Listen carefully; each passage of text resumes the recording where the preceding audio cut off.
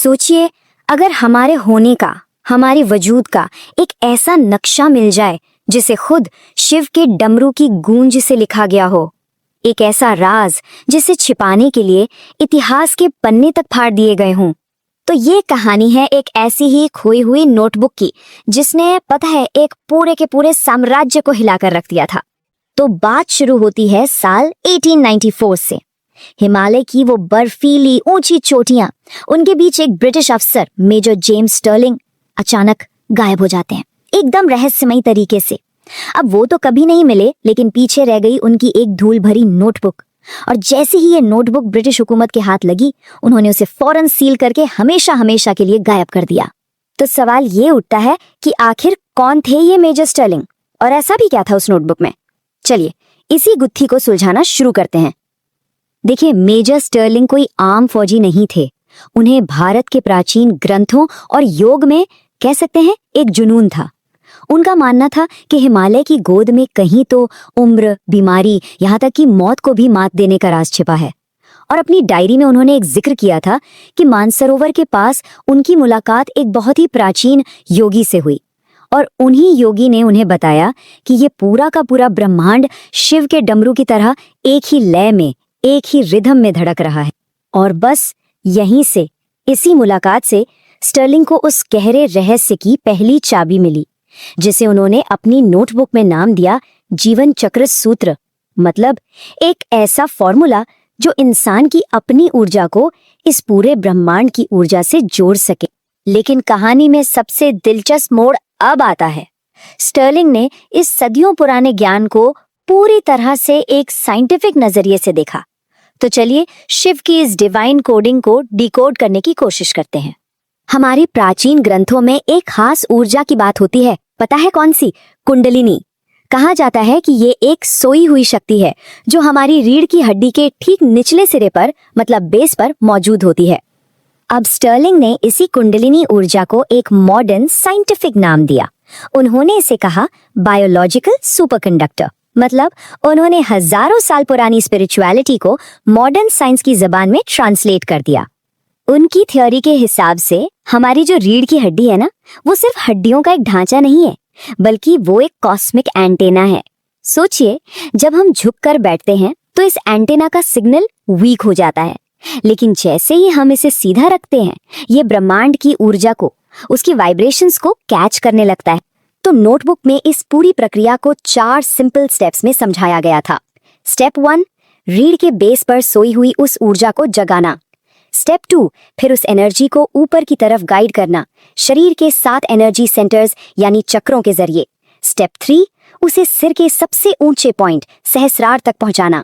और final step, उस cosmic light में मिल जाना, जहां जाकर समय रुक जाता है, टाइम का पूरा पहिया ही थम जाता है। लेकिन रुकिए, ये सूत्र सिर्फ एनर्जी को जगाने के बारे में नहीं था। इसने तो समय और ध्वनि, मतलब टाइम और साउंड के ऐसे राज खोले जिन्हें आज भी साइंस पूरी तरह से समझ नहीं पाया है। स्टर्लिंग ने लिखा था कि शिव का डमरू वो सिर्फ एक म्यूजिकल इंस्ट्रूमेंट नहीं है, वो तो एक ऐसा डिवाइस है जो पूरे यूनिवर्स की फ्रीक्वेंसी को कंट्रोल करता है।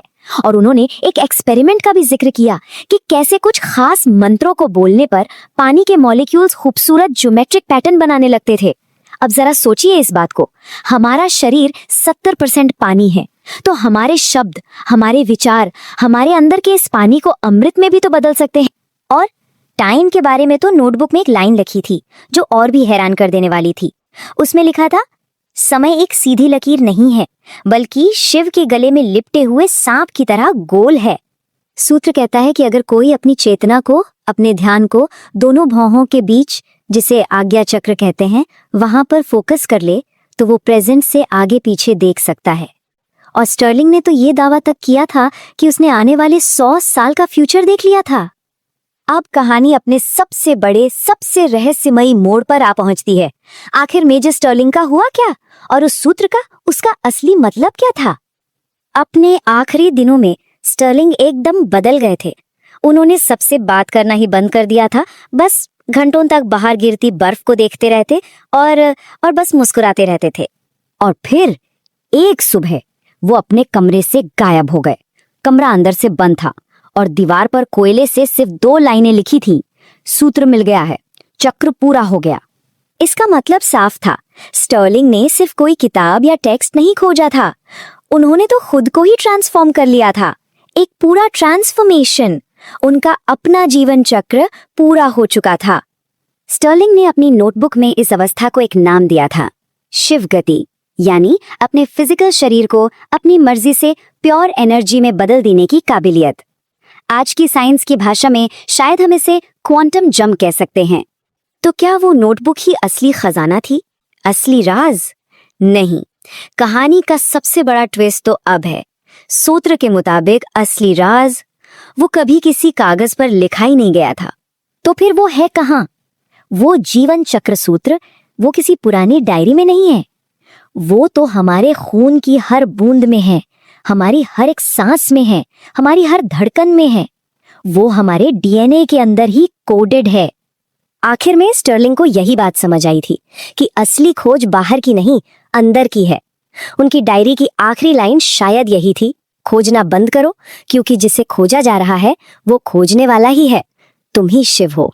तो मेजर स्टर्लिंग की वो नोटबुक वो शायद हमेशा के लिए एक मिस्ट्री ही बनी रहेगी, लेकिन उनका मैसेज बिल्कुल साफ है। वो कोड, वो सूत्र, वो कभी खोया ही नहीं।